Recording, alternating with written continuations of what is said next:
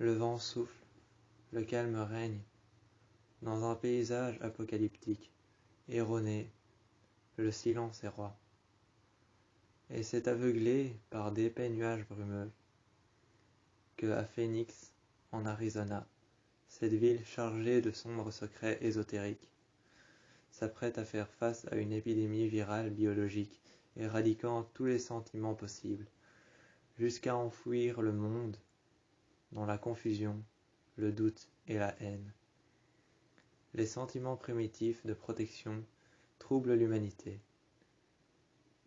Aveuglée, l'humanité ne se fie plus aux apparences. Arizona, Phoenix, 10 ans avant les faits. Adael Christa Roca Monrales mit fin à ses jours en se jetant d'une falaise avec un fourgon de la morgue, dans l'espoir de croire qu'elle était possédée par plusieurs tueurs en série, dont le Dragon Rouge, ancien tueur en série, s'étant lui-même suicidé, dans la démence de croire qu'elle était une meurtrière recherchée, possédée par le Dragon Rouge, un ancien tueur en série. Quand la morgue retrouve un linceul vide, le légiste retrouve ce linceul vide sur sa table et se retrouve donc face à face avec Adael, faisant acte de présence à la morgue, croyant être possédé par le Dragon Rouge, dont plusieurs tueurs en série, se poursuivant à la chaîne à l'intérieur d'elle-même. Plusieurs tueurs en série, dont le Dragon Rouge, pensant être possédés par leur âme, leur esprit, leur conscient et leur subconscient. Son subconscient à elle, ayant été modifié par son antérieur qui pense être possédé par le Dragon Rouge, son antérieur qui pense être possédé par le Dragon Rouge, ainsi que plusieurs tueurs en série qui se poursuivent à la chaîne à l'intérieur d'elle-même. C'est alors qu'elle commence à réagir froidement à l'hôpital. L'hôpital considère son cas comme étant un cas isolé. L'hôpital considère son cas comme étant un cas isolé. Le jour où elle commence à réagir froidement, ce cas isolé de Adael, croyant être possédé par le Dragon Rouge, commence à détruire des ennemis, des personnes, des âmes et des gens qu'elle croise dans la rue. Commençant à réagir froidement, prenant conscience qu'elle est démunie de sentiments,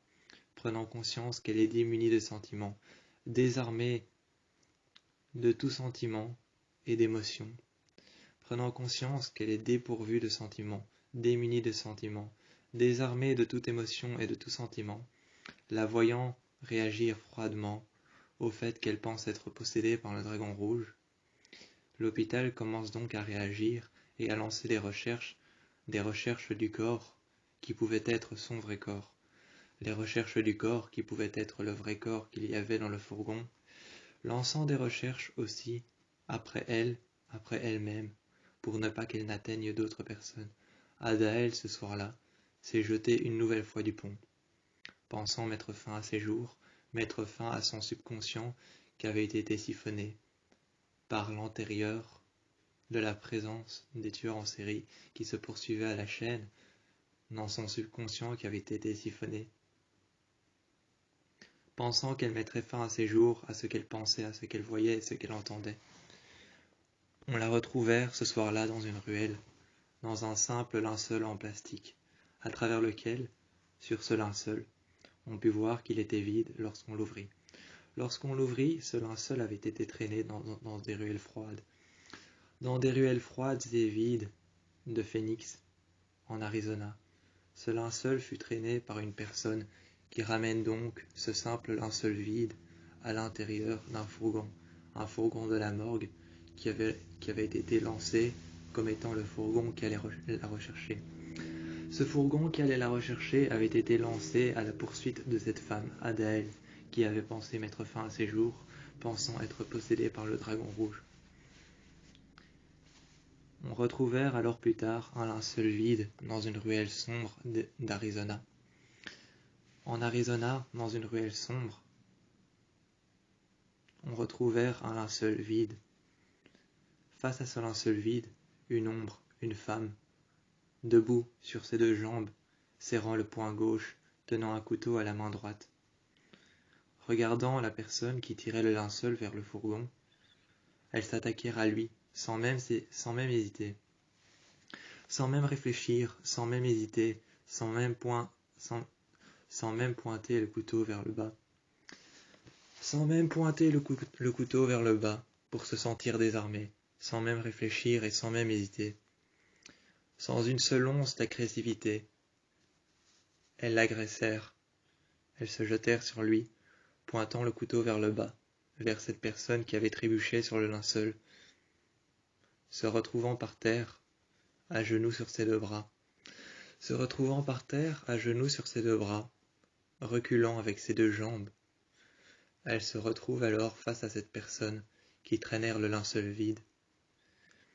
Sans une once d'agressivité, elles s'accroupirent devant lui murmurèrent les plus atrocités qui pouvaient exister, lui murmurant à l'oreille les plus grandes atrocités qui puissent exister. Elles se relevèrent, pointant le couteau vers le bas, sur la poitrine de l'homme qui avait trébuché, lui ayant murmuré les plus grandes atrocités, et les atrocités les plus grandes qui puissent exister, qu'on puisse imaginer. Elles se relevèrent et le laissa partir. Elle commençait à réagir froidement, pensant qu'elle était possédée par le dragon rouge. Seulement, ce n'était que de la démence. À quel point pouvait-elle aller aussi loin? Démunie de sentiments, inconsciente de ce qu'elle faisait, démunie et désarmée de toute conscience et de tout sentiment. Ce soir-là, on ne la revit plus.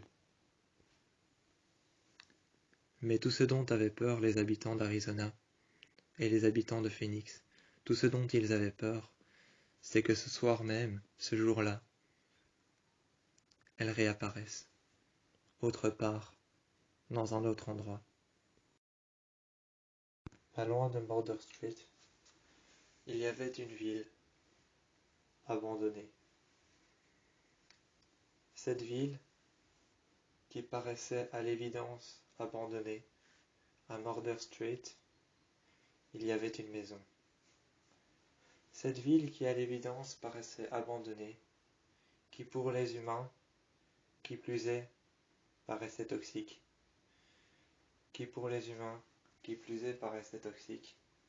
Cette ville, Border Street, avait une maison dans les bois, faite de pierres noires, avec une tourelle de 3 étages. Cette maison, à Border Street, avait une tourelle à 3 étages. Elle avait été abandonnée, elle avait été laissée seule, abandonnée par ses propriétaires.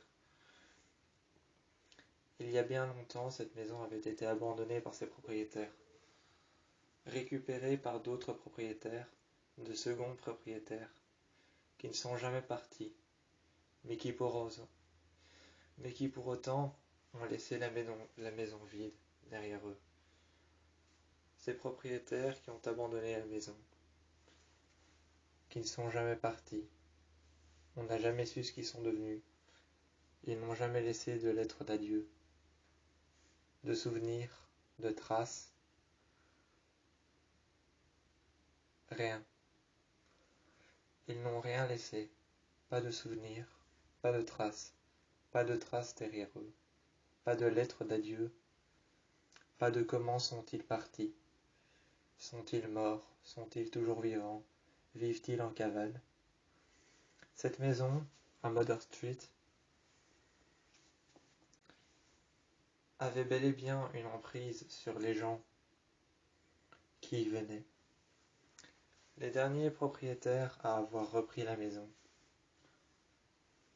n'avaient pas fait signe de vie depuis qu'ils l'avaient achetée. Depuis qu'ils l'avaient achetée, les gens qui vivaient à Border Street, dans cette villa, cette maison des plus banales, mais qui plus est, paraissait toxique. Car chaque humain qui passe devant un endroit, qui côtoie une personne, lorsqu'elle sent, qu'elle voit, qu'elle entend et qu'elle percute quelque chose. C'est par rapport à ses sentiments qu'elle va se faire une opinion juste. Cette maison, à Mother Street, chaque personne qui y sont passées ont vécu un enfer, mais qui pour autant sont partis, sans laisser de lettres d'adieu, sans laisser des vêtements abandonnés dans l'armoire. L'armoire sur le côté, près de la fenêtre, dans la tourelle sur laquelle se trouvait la chambre des parents, un grand lit sur le côté, une armoire sur le côté, ouverte, la seconde qui était fermée. Cette armoire ouverte, la seconde qui était fermée, deux portes qui s'ouvraient et qui se fermaient l'une contre l'autre. Cette maison, dedans, il n'y avait personne. Il n'y avait plus personne après qu'on l'ait acheté, après qu'on l'ait repris, après qu'on l'ait acheté, qu'on l'ait reconstruit, qu'on l'ait repeinte, qu'on ait remis de la vie à l'intérieur, qu'on ait vécu une nouvelle fois à l'intérieur. Il n'y avait plus personne. La maison était vide, les couloirs étaient vides, les escaliers étaient vides, les escaliers qui menaient à l'étage au-dessus, à l'étage encore au-dessus, et au dernier étage, le troisième étage, étaient tous vides. À l'évidence, il n'y avait plus personne à l'intérieur. Les couloirs, eux, étaient vides aussi, froids, humides, comme si la maison n'avait jamais été habitée. Mais pour autant, cette maison, quand on passait devant, la tourelle qu'il y avait au-dessus de nous, qui, au point culminant de cette maison, avait l'air d'être imposante, grande, avait l'air d'embellir la surface de la maison. Cette tourelle de 3 étages, qui avait l'air d'embellir le point culminant de cette maison, le plus haut point de cette maison, était pour le moins imposante. On avait l'impression que cette maison était bel et bien vivante, qu'il y avait de la vie à l'intérieur. Mais le contraire était prouvé une fois que n'importe quelle personne, n'importe quel enfant, n'importe quel adolescent, n'importe quel enfant, n'importe quelle mère ou quel père rentrèrent ensemble à l'intérieur dans cette maison pour y démarrer une nouvelle vie, découvraient que cette maison n'avait pas l'air réellement vivante par rapport au ressenti, par rapport à ce qu'ils pensaient, ce qu'ils voyaient de l'extérieur. Ils pouvaient avoir à l'évidence le sentiment que cette maison était un nouveau départ, était un endroit bel et bien mieux que là où ils vivaient avant, dans une petite maison, bel et bien mieux que là où ils vivaient avant, dans une petite maison, dans un quartier refermé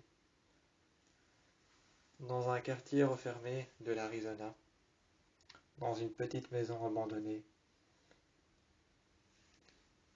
bel et bien mieux que celle-ci, cette maison-ci, repeinte en noir, faite de briques solides, avec un point culminant, cette tourelle de 3 étages,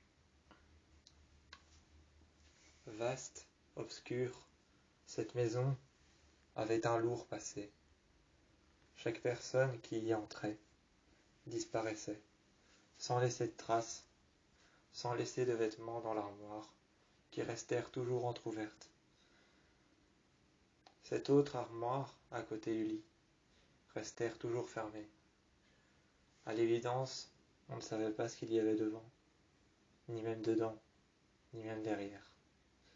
Y avait-il quelque chose de particulier derrière? Y avait-il quelque chose d'important? Y avait-il quelque chose à remarquer, à voir? Personne ne le savait. Chaque personne qui venait habiter dans cette maison, disparaissait. À cause de quoi? Personne ne le savait. Jusqu'à ce qu'un jour, on put apercevoir une femme, les cheveux lisses, qui tombèrent sur ses épaules, habillée de noir, vêtue d'une veste en cuir rouge,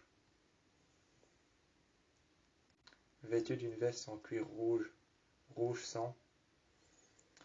Elles passèrent la grille. Elle ouvrit la grille de ses propres mains, une grille humide, recouverte d'eau de pluie et d'humidité, de pourriture. Elle ouvrit la grille. Elles passèrent à travers les frontières de toute la grille qui passèrent autour de la maison. Cette maison qui était emmurée par un grillage qui délimitait la propriété. Ce grillage qui délimitait la propriété, la maison en était entourée. Elles passèrent alors la grille, qui lorsqu'elle prit la grille en main et qu'elle l'ouvrit, fit un bruit incessant de grincement, passant sa main le long de la grille, sentant l'eau et l'humidité, sentant l'odeur de la pourriture tout autour d'elle, le froid de l'humidité qu'il y avait sur la grille, les gouttes d'eau qui tombèrent le long de son bras. Elle ouvrit la grille, et ce grincement incessant lui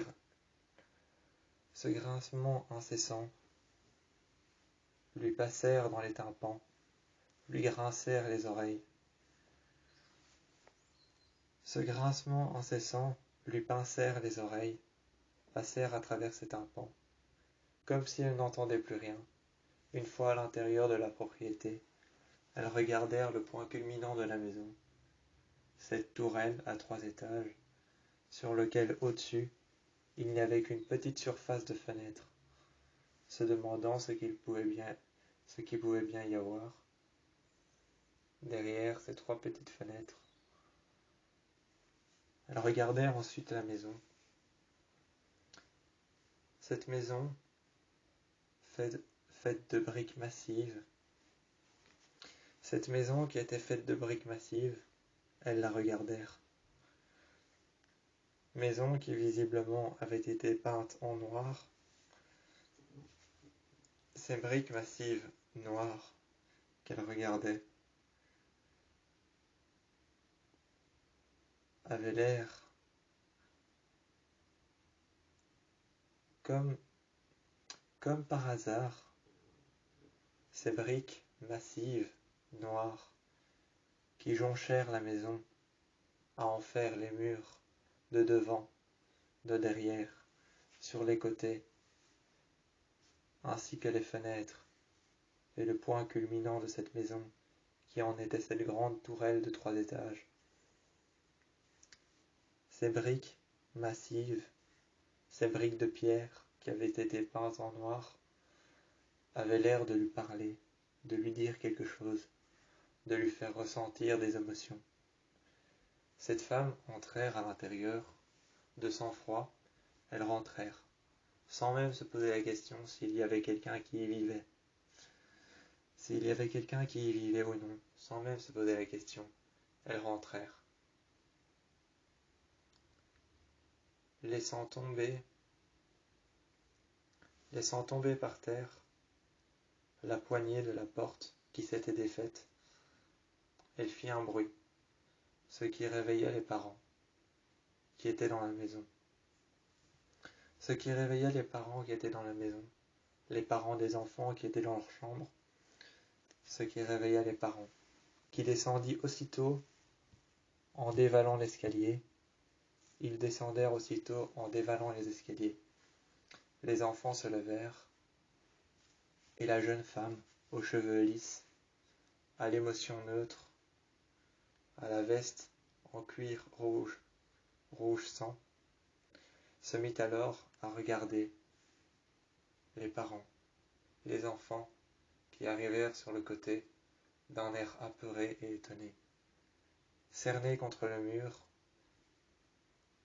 les enfants n'avaient plus une once d'émotion positive envers cette maison. Cernés contre le mur, les enfants n'avaient plus une once d'émotion positive pour cette maison. Ils avaient peur de chaque paroi, chaque endroit, chaque pièce, chaque chambre, chaque mur et chaque brique qui ornait cette maison. Ils en avaient peur. Ce soir-là, lorsqu'ils ont vu cette femme, ils ont su que cette maison avait un lourd passé.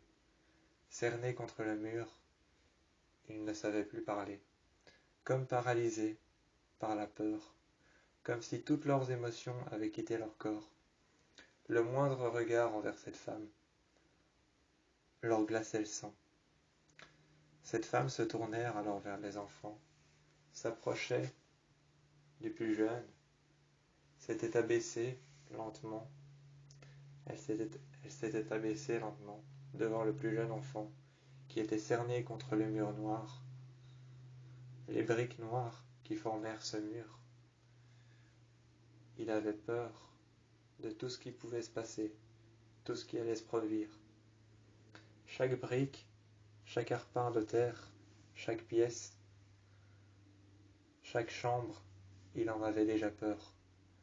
Mais le fait de regarder l'émotion neutre de cette femme, qui tenait une carabine à plomb en main, le fait de regarder l'émotion neutre de cette femme, tenant une carabine à plomb en main, regardant ses émotions à lui, cernées contre le mur, s'accroupissant devant lui, abaissée devant lui, mise à son égal, elle prit alors la carabine à plomb, se mit alors devant lui, et lui dit, avec un air neutre, pratiquement un air neutre et sans sentiment, il lui dit tout simplement, elle vint à lui dire, regarde, tu veux essayer? Tu veux essayer? Alors, tu la prends de ta main droite, tu la tiens ici, à l'avant, sur le canon. À l'arrière de ta main gauche, tu la tiens sur la détente, tu presses la détente et tu charges. Le jeune enfant, cerné contre le mur, ne savait plus bouger, plus respirer, plus parler. Cerné contre le mur, il ne savait plus parler, plus respirer, plus quoi dire, plus quoi penser. Cette maison lui faisait peur, cet endroit lui faisait peur. Au moment où il comprit que cette femme n'était pas ce qu'il pensait, qu'elle n'était pas un visiteur, au moment où il comprit que cette femme aux cheveux lisses, à la veste en cuir et à la carabine à plomb en main, qu'elle laissait tomber par terre, le prêtant au plus petit enfant, lui disant comment ça fonctionne, lui disant de la tester, de regarder, de prendre son temps. Il comprit alors que cette femme n'était pas un visiteur anodin, qu'elle n'était peut-être même pas humaine, qu'elle n'était peut-être même pas ce qu'elle pense. Cette femme alors reprit alors la carabine à plomb dans les bras du plus jeune enfant, qui ne savait plus quoi penser, plus quoi dire, même plus respirer. Il ne savait même plus respirer, il ne savait plus quoi penser, il ne savait plus où regarder, jusqu'à ce que la femme aux cheveux lisses, à la veste en cuir, se mit en face de lui, frappant contre le mur d'un air sec, le regard neutre. Elle dit alors aux parents, aux deux enfants, à cette famille qui venait d'habiter dans la maison, elle leur dit alors, en frappant contre le mur, en déposant la carabine à plomb sévèrement sur une table, cette table qui ornait l'entièreté du salon de cette maison, cette table qui ornait l'entièreté du salon de cette maison. Elle cerna l'enfant contre le mur, elle cerna les parents contre le mur adverse, et ensuite elle frappa contre le mur, regardant les parents d'un air furax. Elle regardait ensuite les enfants d'un air neutre, sans sentiment.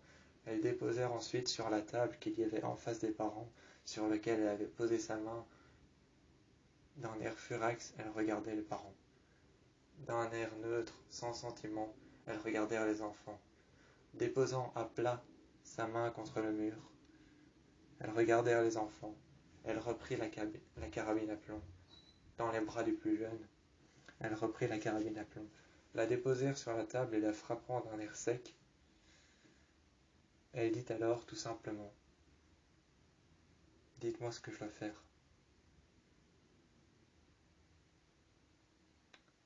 Sans avoir l'impression de ne plus savoir quoi dire, les parents et les enfants, les personnes qui habitaient là,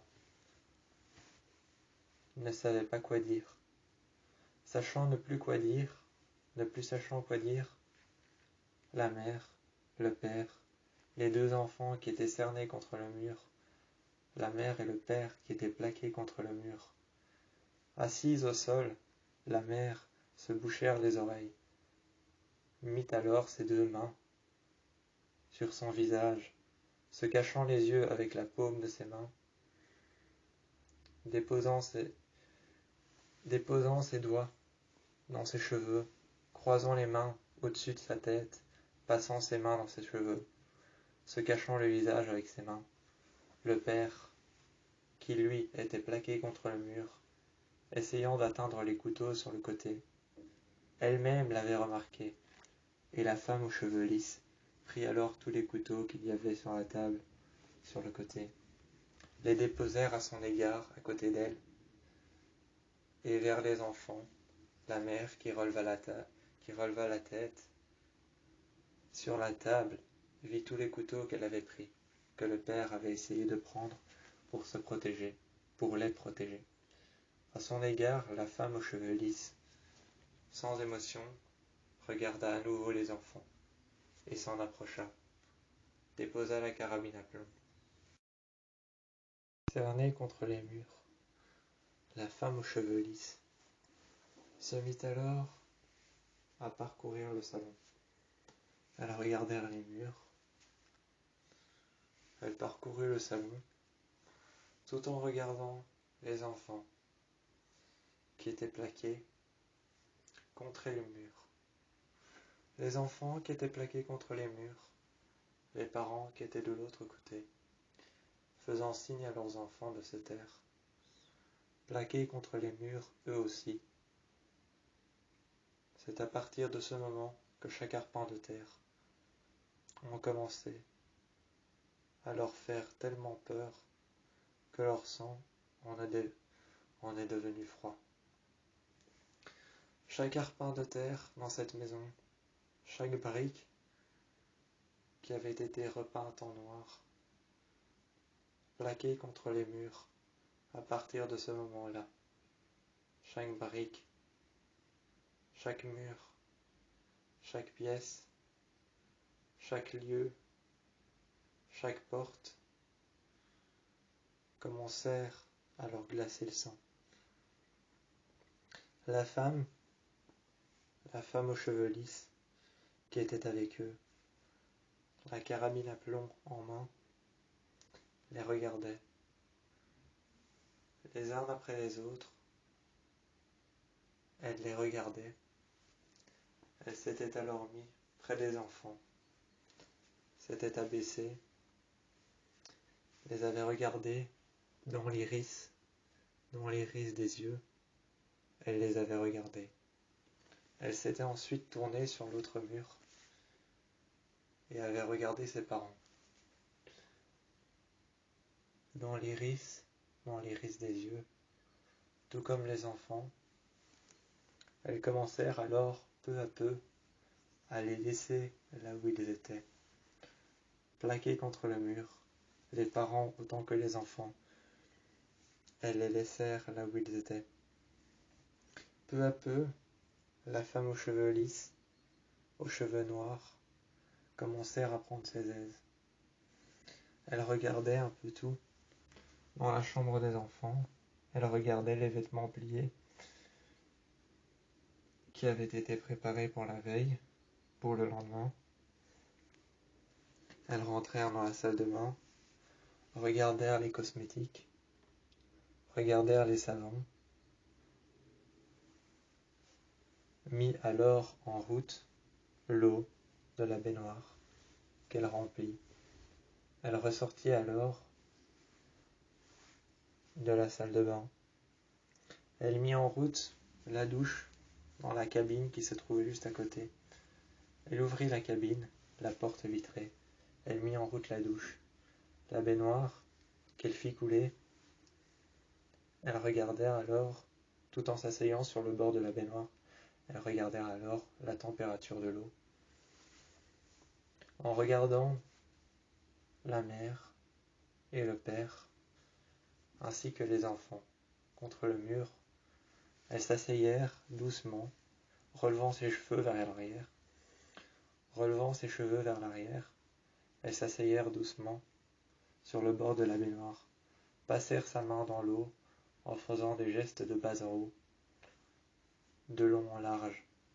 Elles passèrent sa main dans l'eau, elles se relevèrent, repassèrent ses cheveux par derrière, repassèrent sa main dans ses cheveux, regardèrent alors une nouvelle fois l'eau qui coulait, la douche refermée, dont on entendait le bruit de l'eau tomber à travers le pommeau de douche.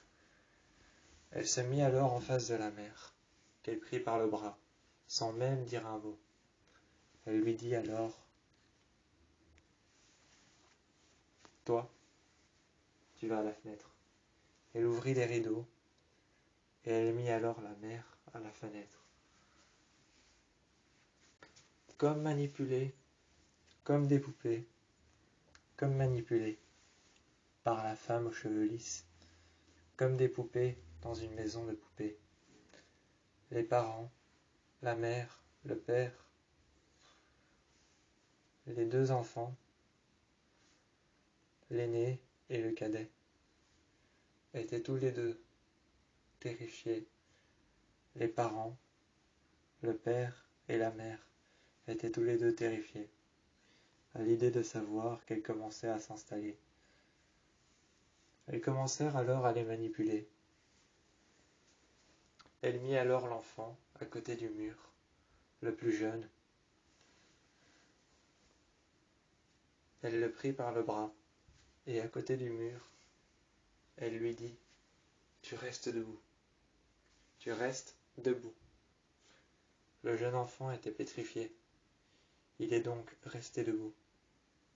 Il lui a obéi, de peur que les conséquences soient fatales. Il lui a obéi. Il est resté debout à côté du mur, là où se trouvait son jeune frère. Là où se trouvait son jeune frère, il est resté à côté du mur. Et alors, la femme aux cheveux lisses s'est approchée de lui a donné la carabine à plomb, en lui tendant le fusil par le canon. Elle lui a donné la carabine, et ensuite, lorsqu'il fit un mouvement du bras pour pouvoir la prendre et la dégainer, elle l'a repris, elle l'a chargé. Elle a donc chargé, après l'avoir chargé, elle l'a donc donné à l'enfant. Après l'avoir chargé, elle l'a chargé, elle l'a déchargé et elle l'a rechargé. Elle l'a ensuite donné à l'enfant et elle lui a dit : « C'est comme ça qu'on fait. » L'enfant a donc pris, sans la regarder dans les yeux. Il l'a donc pris en main, la carabine, et la femme lui a donné la carabine, s'est accroupie devant lui et lui a dit, un mouvement de la tête, elle lui a juste dit : « Tu sais que c'est impoli de ne pas regarder les gens dans les yeux quand ils te font des cadeaux. » Le jeune enfant a fait un mouvement de la tête, pareil. Il le savait, mais il avait peur. Il tremblait de la main droite. Il tenait la carabine de la main gauche. La femme aux cheveux lisses s'est approchée de lui et lui a dit : « Tu trembles ? T'as peur ? Le jeune garçon n'a pas répondu.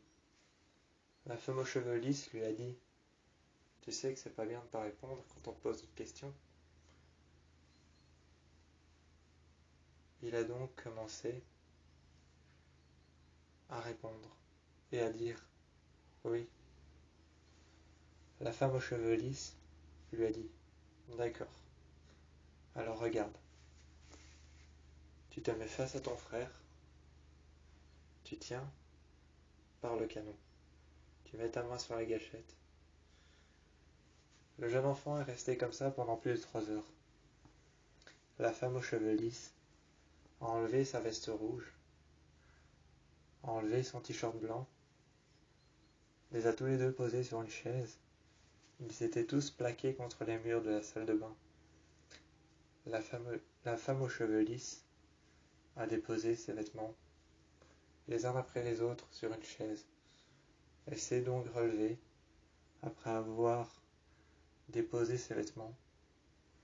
Après s'être dévêtie, elle a posé ses vêtements, les uns après les autres, la veste en cuir, le t-shirt blanc, le jeans noir, les chaussures, tout, les uns après les autres.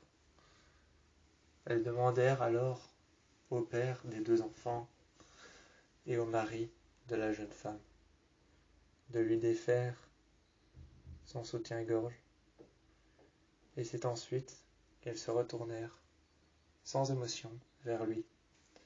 Elle lui fit un mouvement de la tête, et nues, elles rentrèrent sous la douche.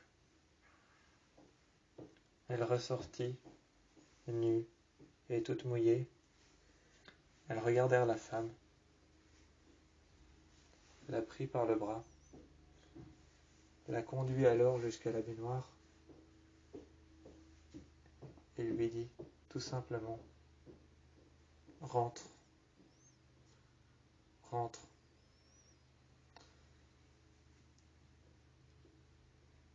C'est alors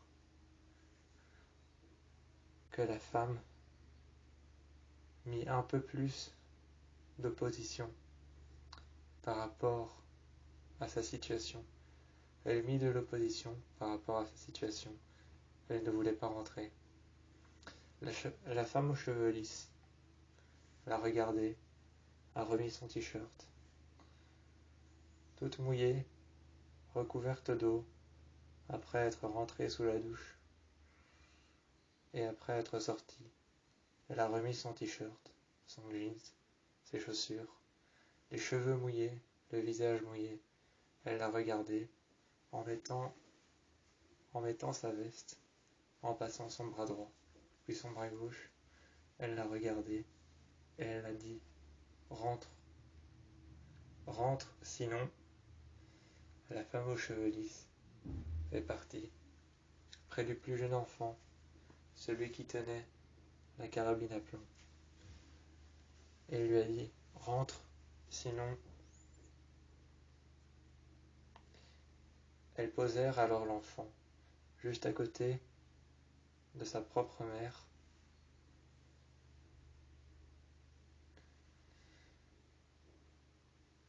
et ensuite, un calme plat, passèrent à travers chaque mur, chaque arpin de terre,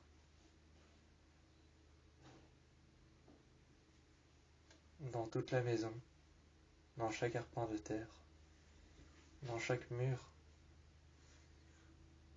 dans chaque brique, sous la peinture qui avait été faite à l'intérieur comme à l'extérieur, dans chaque arpin de terre, à travers la peinture de l'extérieur et de l'intérieur.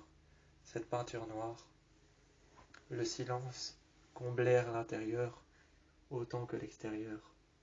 Les grilles vibrèrent avec le vent, et à l'extérieur, les gens essayaient d'échapper à tout ce qui pouvait se passer. Les gens essayèrent d'échapper à tout ce qui pouvait se passer.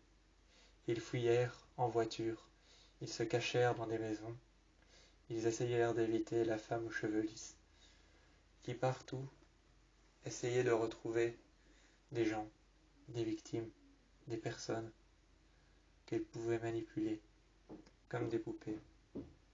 Mais cela ne l'arrêtait pas pour autant. Dehors, il y avait des voitures en feu. Dehors, il y avait des gens qui partaient en voiture le plus loin possible. On pouvait voir des familles se déchirer. On pouvait voir des familles entières rentrer dans des voitures, sans même reprendre des affaires, sans même se rendre compte qu'ils partaient quelque part, qu'ils avaient choisi où aller, sans même avoir choisi où aller, sans même trouver un endroit où passer la nuit. Ils partirent de chez eux. Des familles entières se déchirèrent. Dehors, c'était la panique. On avait l'impression que plus rien n'avait de sens. Cette femme, elle, dans les rues sombres, marchait. Elle marchait droit, tout droit. Sans aucune direction, elle marchait droit, tout droit. Dans les rues, on pouvait voir les gens qui se regroupaient. Même les gens qui ne se connaissaient pas se regroupaient. Ils se regroupaient encore et encore, cherchant des solutions, des endroits, des lieux dans lesquels elle n'irait pas. Les gens se regroupaient à plusieurs, cherchant des lieux, des endroits dans lesquels elle n'irait pas, cherchant à la comprendre, à savoir ce qu'elle voulait. Elle seule savait ce qu'elle voulait. Depuis qu'elle avait sauté de voiture le long de cette falaise, depuis qu'elle avait sauté en voiture, qu'elle s'était arrêtée à cette falaise, qu'elle avait regardé le gouffre par le rétroviseur, qu'elle était sortie, qu'elle avait laissé sa veste à l'intérieur, qu'elle avait regardé le vide, qu'elle était rentrée dans la voiture, et que sans raison valable, elle avait mis le moteur en route, passé à la 4e vitesse, avait roulé de plus en plus vite, tellement vite qu'au final, elle ne contrôlait plus la voiture. Se jetant de la falaise dans une Continental GT, elles se retrouvèrent alors prisonniers de la tôle, prisonniers de la voiture, ne sachant pas ce qu'elles voulaient. Tout le monde savait son histoire, tout le monde savait ce qu'elle avait fait, mais ne sachant pas ce qu'elle voulait, qui elle pensait être, ou ce qu'elle avait derrière la tête. Les gens fouillaient, les voitures commencèrent à partir les unes après les autres. Les maisons se refermèrent, les volets de l'extérieur se refermèrent, et les personnes se barricadèrent chez elles, chez eux. Chez eux, autant que chez elles. Les gens se barricadèrent dans des maisons, dans des endroits neutres, se demandant si l'une des maisons de la ville n'était pas la sienne, chez elle, chez la femme aux cheveux lisses, se demandant si l'une des maisons de là où elle se trouvait, n'était peut-être pas la sienne. Les gens évitaient alors tout contact avec l'extérieur, se barricadant dans une maison des plus grandes.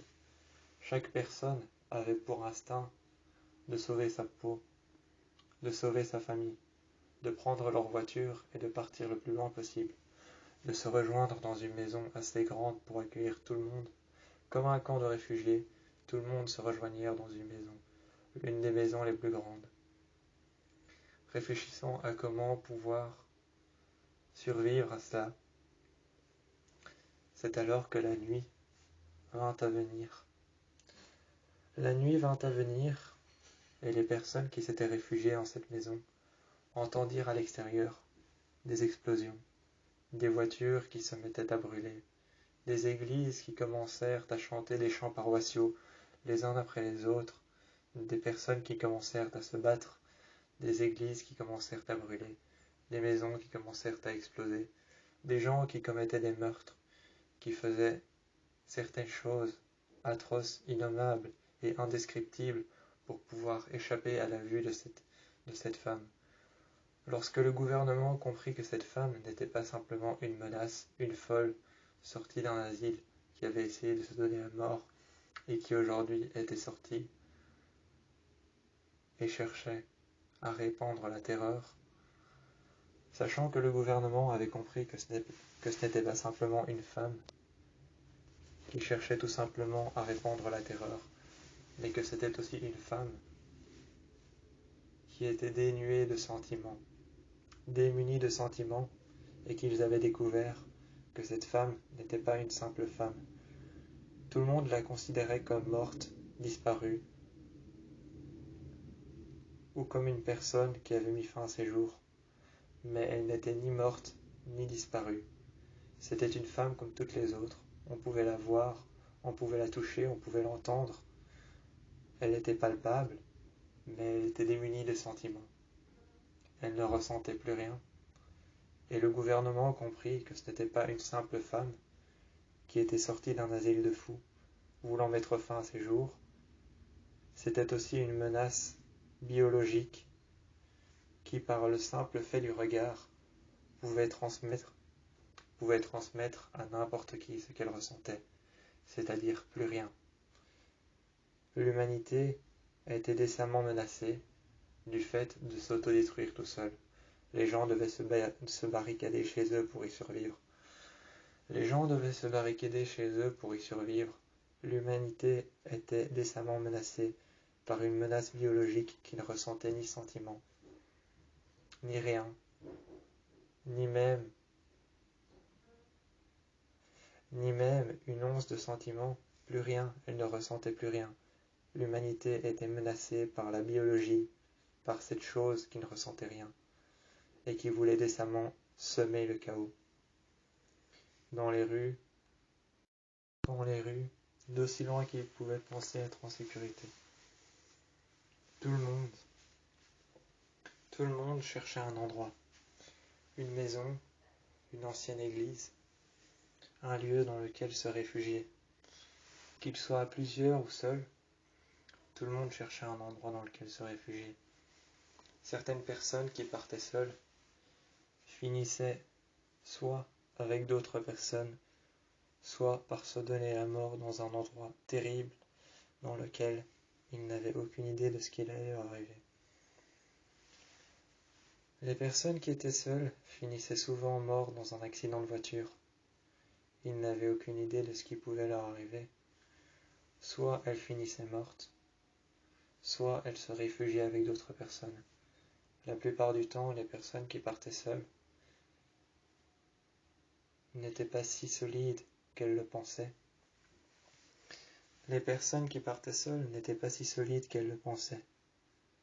Car la peur envahissait leur corps, ce qu'elles avaient envie de faire, et leur jouait des tours. Pendant que la femme aux cheveux lisses, elle, était dans les rues, voyait autour d'elle des murs s'effondrer, des familles se déchirer, des maisons brûlées, des gens dans les rues qui dansèrent devant des personnes qui étaient en train de mourir, d'agoniser, qu'ils venaient de tuer, auxquelles ils s'en étaient pris. Ces personnes auxquelles ils s'en étaient pris, ces personnes qui étaient en train de mourir devant leurs yeux, ces personnes auxquelles ils avaient fait du mal, les gens s'en prenaient aux autres. Les uns aux autres, les gens s'en prenaient aux autres, sans même avoir de regrets. C'est là que le gouvernement a commencé à agir.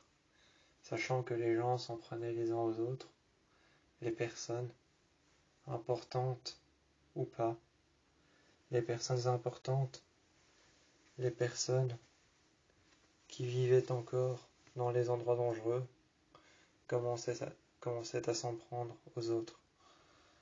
La première étape avait été la démence.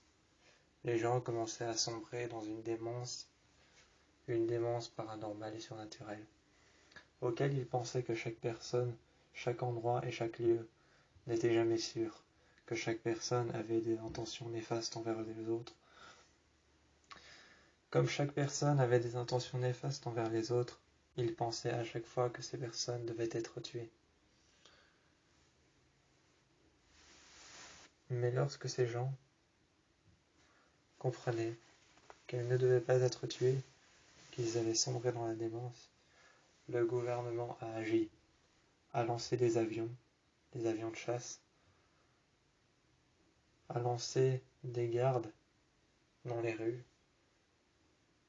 avec des fusils d'assaut, avec des avions de chasse dans l'air. Le trafic aérien devenait de plus en plus dense, tandis que les gardes dehors, armés de fusils d'assaut, regardaient les autres personnes dehors qui s'en prenaient aux autres et qui tout bonnement, d'un air effrayant, à côté de leurs victimes, se mettaient à danser, comme s'ils étaient fiers de leur meurtre. Pendant ce temps, autour de la femme, aux cheveux longs, aux cheveux lisses, la femme aux cheveux longs, aux cheveux lisses, à la veste rouge et au t-shirt blanc, marchait dans les rues, armée d'un couteau et de la carabine à plomb, de laquelle elle est partie de cette maison dans laquelle on n'a jamais su que les personnes qui y ont vécu sont décemment parties sans même laisser de traces. Il en fut de même avec cette famille. C'est alors que dans les rues, des gens essayaient de se protéger mutuellement. Des gens essayaient de se protéger mutuellement, de dire que les autres pouvaient venir chez eux, dormir la nuit, passer la nuit, en attendant que cette femme disparaisse. Les gens se protégeaient mutuellement, mais certaines maisons se déchiraient, certaines familles reformées se déchiraient, certaines maisons dans les rues brûlaient ou se détruisaient, des murs étaient détruits par les gens à l'extérieur, des vitres étaient cassées, des voitures se jetèrent dans les ravins, des arbres tombèrent sur les voitures, des alarmes qu'on pouvait entendre de partout, des voitures qui se mettaient à se jeter contre les arbres, des arbres qui prenaient feu tout bonnement avec la tôle incrustée dans le tronc de l'arbre, la tôle de la voiture incrustée dans le tronc de l'arbre, le feu qui prenait tout bonnement feu tout autour du tronc, le feu qui prenait feu tout autour du tronc, la voiture qui brûlait, la tôle qui était en train de fondre, le tronc de l'arbre qui était en train de brûler, qu'on pouvait voir se carboniser, les feuilles qui tombèrent peu à peu, qu'on pouvait voir être réduits en cendres, les personnes qui s'acharnèrent les unes contre les autres. Certaines personnes s'étaient réfugiées à Lourdes pour pouvoir avoir de la protection, de la chance, pouvoir avoir l'espérance de vivre encore un peu, de survivre à cette catastrophe. Certaines personnes s'étaient réfugiées à Lourdes, pouvant survivre à cette catastrophe, ayant l'espoir qu'à Lourdes, rien ne pouvait leur arriver. Ils se sont alors tous mis à genoux devant la statue de la Vierge. Ils l'ont regardée pendant tellement longtemps qu'ils pensaient être à l'abri, qu'ils pensaient que plus rien ne pouvait leur arriver. Ils étaient sains et saufs lorsqu'un soir, on a pu entendre des pas venant de l'extérieur et une femme est arrivée, une femme aux cheveux lisses, avec une batte en main.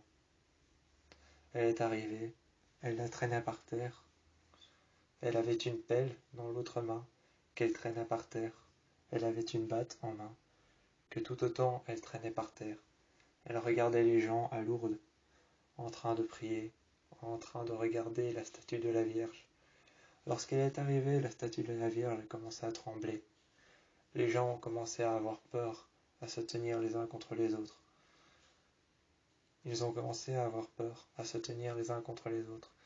Certaines personnes repoussaient les gens et tombaient dans une démence, ayant peur de ce qui pouvait arriver. Ils regardèrent alors tous, en levant les yeux au ciel, la statue de la Vierge sur le rocher en haut et regardèrent ses yeux, qui laissèrent couler des traces de sang. La femme aux cheveux lisses poursuivit alors tous les gens, qui partirent dans une maison, plus loin, qui avait été abandonnée, désinfectée et laissée seule, à l'abandon. Il y avait un arbre, brûlé et calciné, sans aucune vie, qu'une personne était en train de brûler. Cet arpin de terre qu'il était en train de brûler, cet arbre qu'il brûlait, il le brûlait avec un bidon d'essence et un briquet à gaz, qu'ils laissèrent tomber en ouvrant le clapet. Cela déclenchèrent un feu, l'arbre avait été brûlé, mais les personnes se réfugièrent tout de même à l'intérieur, pensant que la chaleur du feu qu'il y avait à côté les réchaufferait et leur ferait peut-être penser à quelque chose d'autre. Ils se réfugièrent à l'intérieur, mais le soir même, ils entendirent le bruit d'un piano de concert. Ils entendirent le bruit d'un piano de concert. Certaines personnes pensaient que c'était un miracle de Dieu, que c'était une évidence que tout était terminé, que cette symphonie qui était jouée montrait que cette femme avait disparu et avait arrêté de les persécuter. Seulement, lorsqu'ils tournèrent la tête, lorsque plusieurs personnes tournèrent la tête et se retournèrent, il vit derrière la pièce de cette maison, l'unique pièce de cette maison. Il vit à l'intérieur, tous les uns après les autres, après s'être retournés, la femme aux cheveux lisses, assis au bord d'un tabouret, assis sur un tabouret, au bord du piano. Il la vit, les uns après les autres, jouer de douces notes à travers laquelle on pouvait voir que de l'extérieur, de la lumière du feu qu'il y avait à l'extérieur, de la lumière du feu qui réfléchissait à l'intérieur, on pouvait y voir sa silhouette, uniquement sa silhouette et le rouge de sa veste, réfléchir avec la lumière de la lune, s'entrecroiser comme de multiples lumières aux nuances exactes qui étaient les mêmes. On pouvait la voir jouer du piano, les articulations de ses bras, en parfait accord avec les notes qu'elle jouait. Cette musique était à la fois douce, tendre et agréable à entendre. Mais comme c'était elle, cette femme qui la jouait, personne n'avait en réalité l'impression d'aimer cette musique ou de se sentir à l'abri. Les gens avaient l'impression d'avoir peur, trouvaient cette musique effrayante et se sentaient terriblement angoissés. Ils avaient l'impression qu'à tout instant, elle pouvait réagir. Comme quoi, les gens se disaient que ce n'est pas parce qu'une personne en qui on a confiance nous joue un air de piano que c'est tout bonnement une bonne personne et que l'on va aimer cette musique. Cette musique si douce, si tendre, qui pouvait aveugler le fait qu'ils se sentaient démunis. Cette musique si douce et si tendre qui pouvait les aveugler du fait qu'ils se sentaient démunis de sentiments qu'ils avaient plongés dans une démence, avait tout de même un impact sur eux, leur faisait peur, leur faisait froid dans le dos. Cela dépendait de la personne qui jouait la musique. Cela dépendait de la personne qui jouait de la musique. Si c'était la femme aux cheveux lisses, ils avaient peur, ils avaient froid dans le dos, ils ne savaient pas comment réagir. Soudainement, une personne dans la foule se retournait vers une autre personne.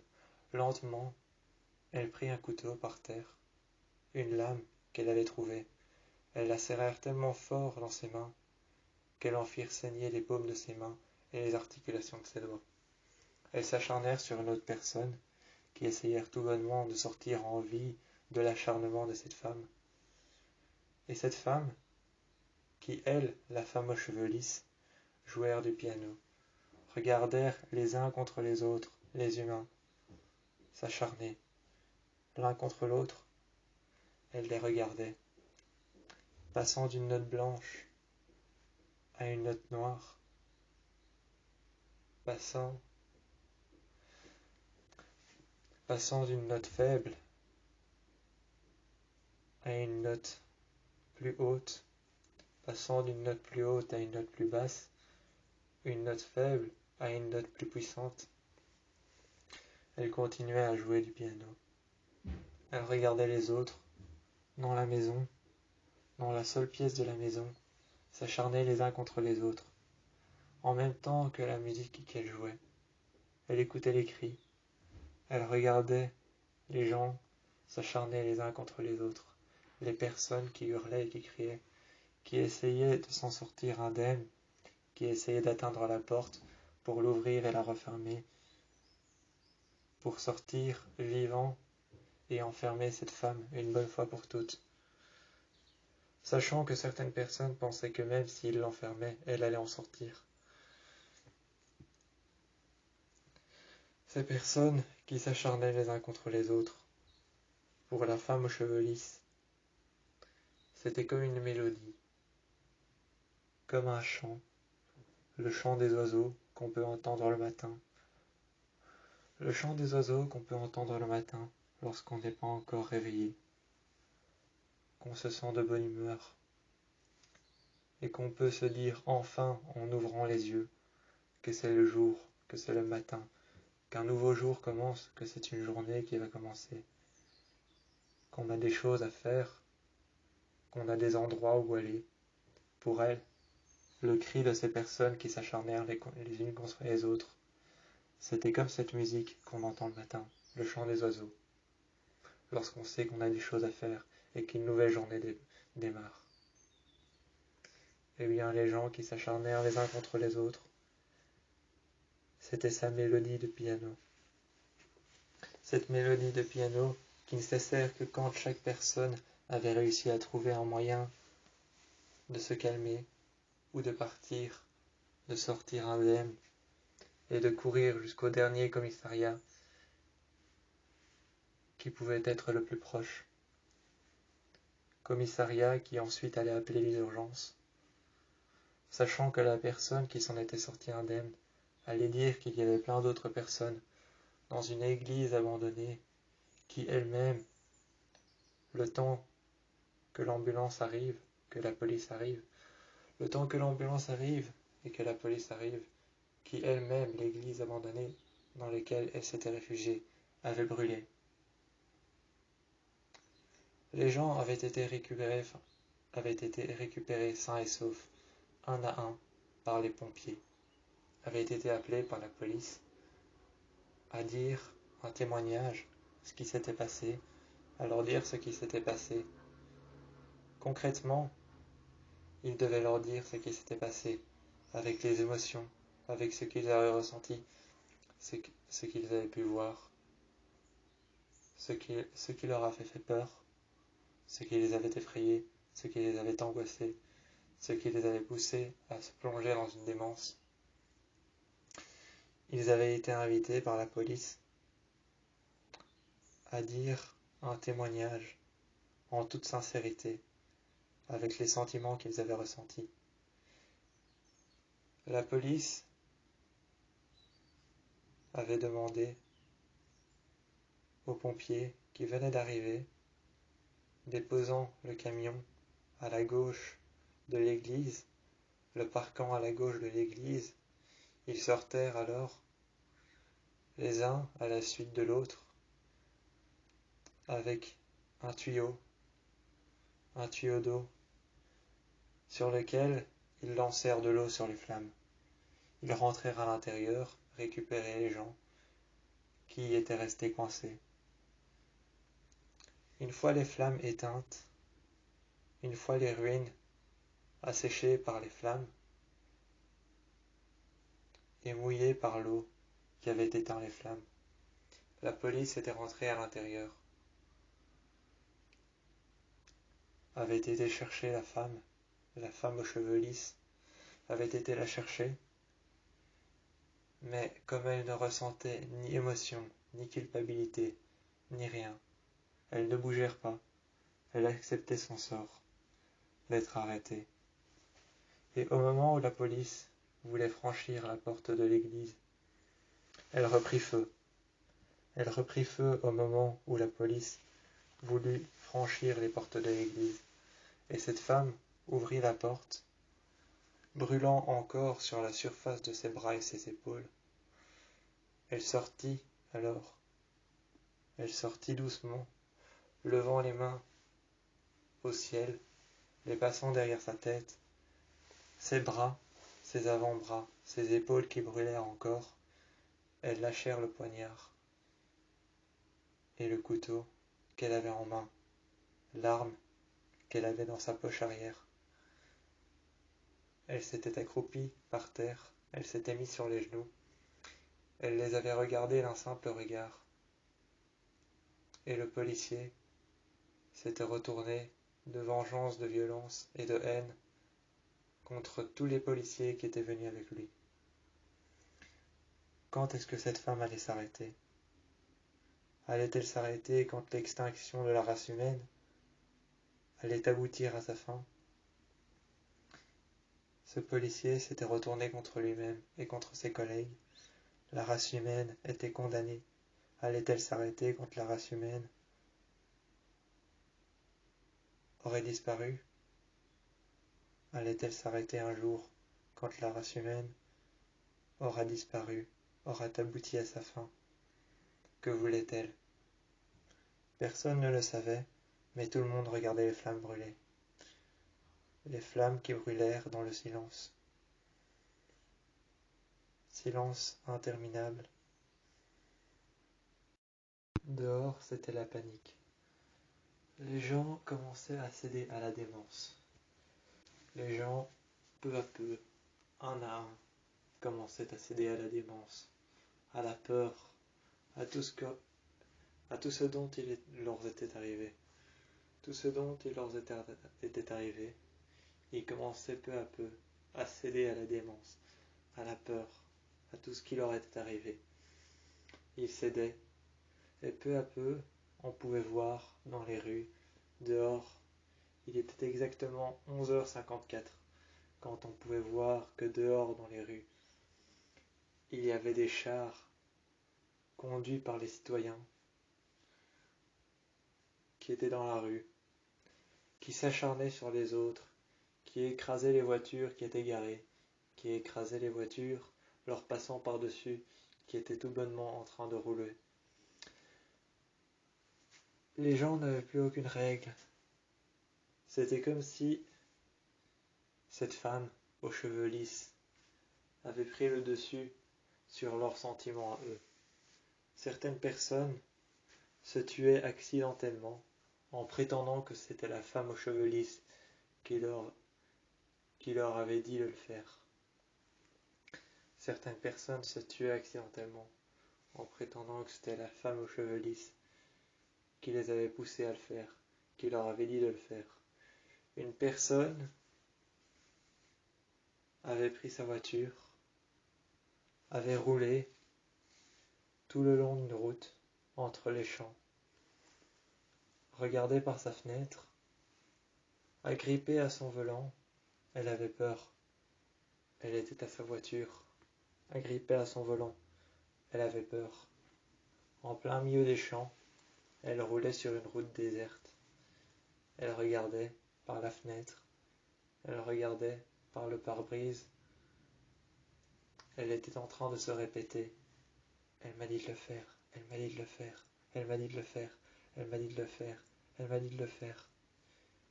Elle se répétait encore et encore, elle m'a dit de le faire, elle m'a dit de le faire, elle m'a dit de le faire, elle m'a dit de le faire, elle m'a dit de le faire.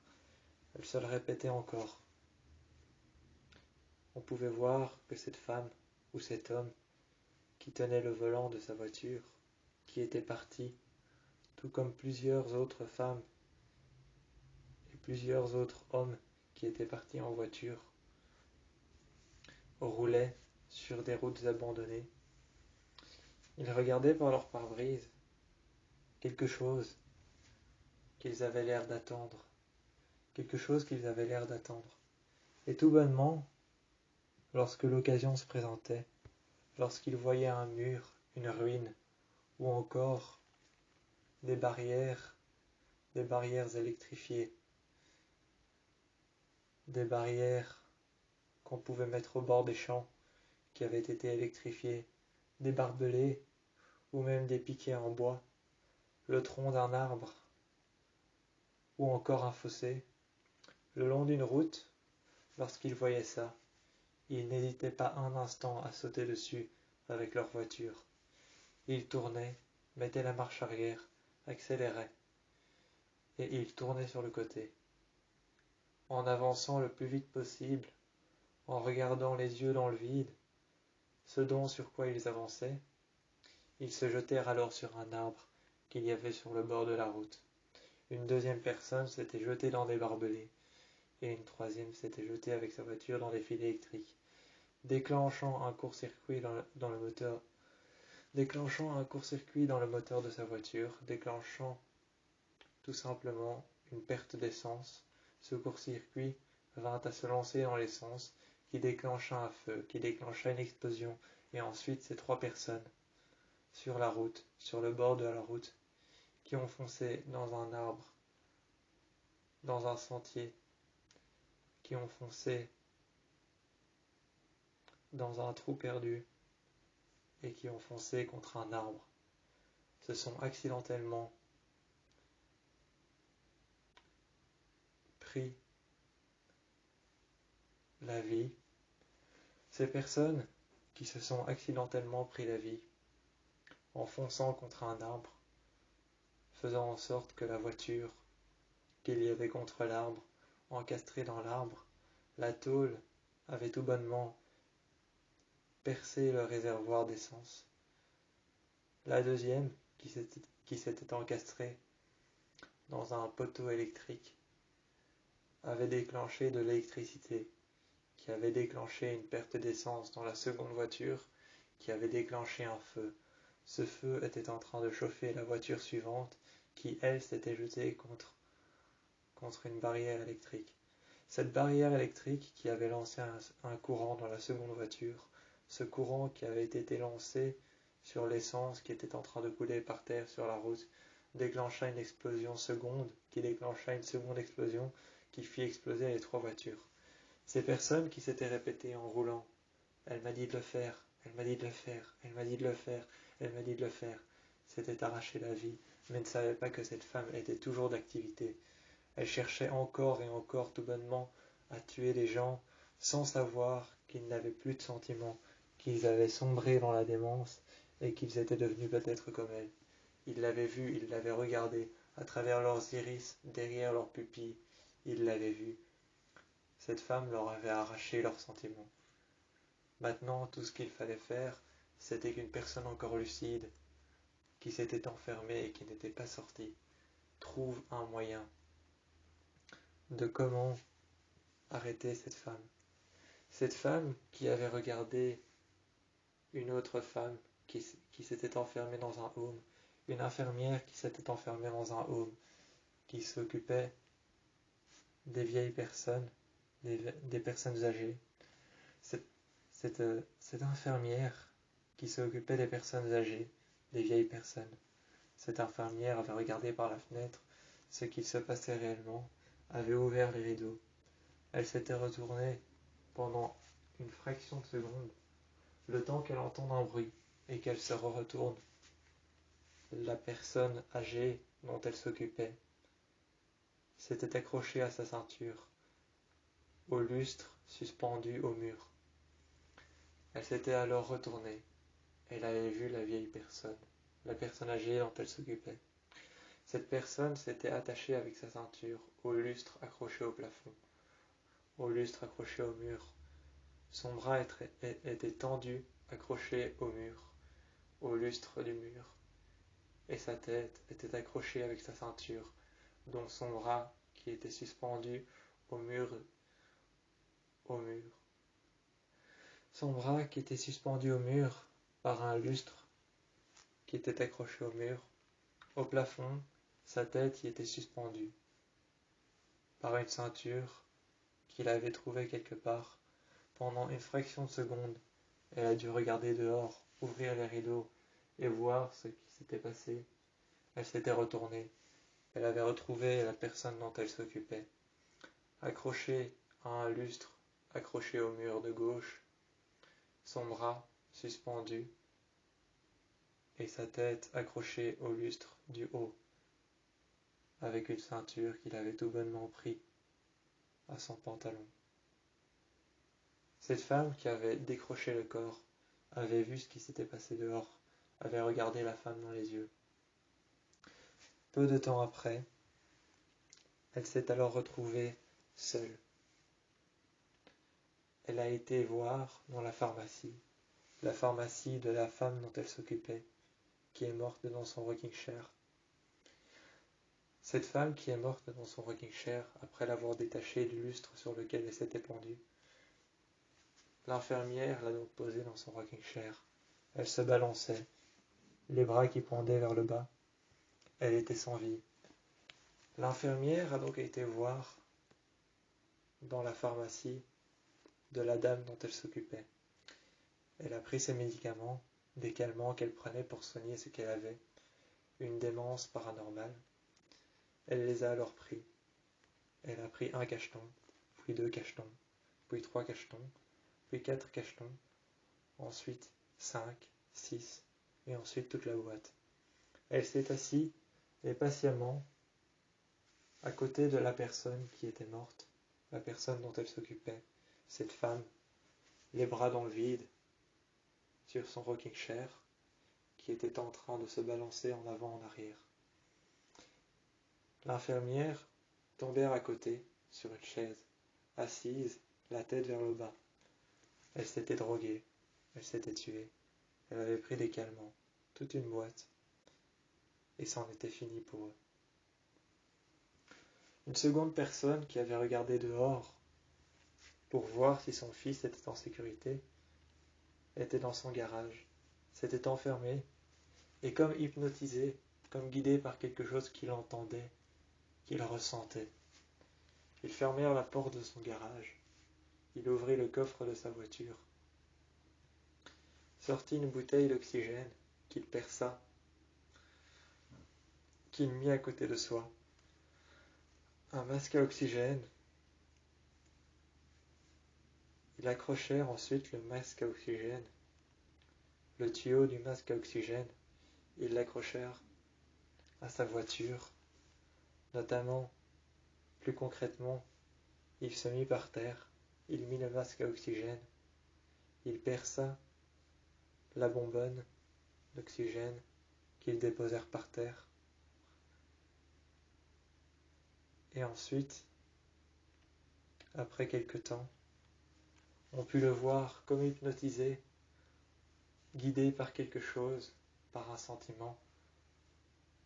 On put le voir guidé par quelque chose, prendre une bouteille d'oxygène, s'asseoir par terre, prendre un masque à oxygène, prendre le tube qui en suivait tout le long, l'accrocher au pot d'échappement de sa voiture, enlever le masque à oxygène, le déposer par terre là où il s'était assis, se relever, démarrer la voiture, la mettre en route.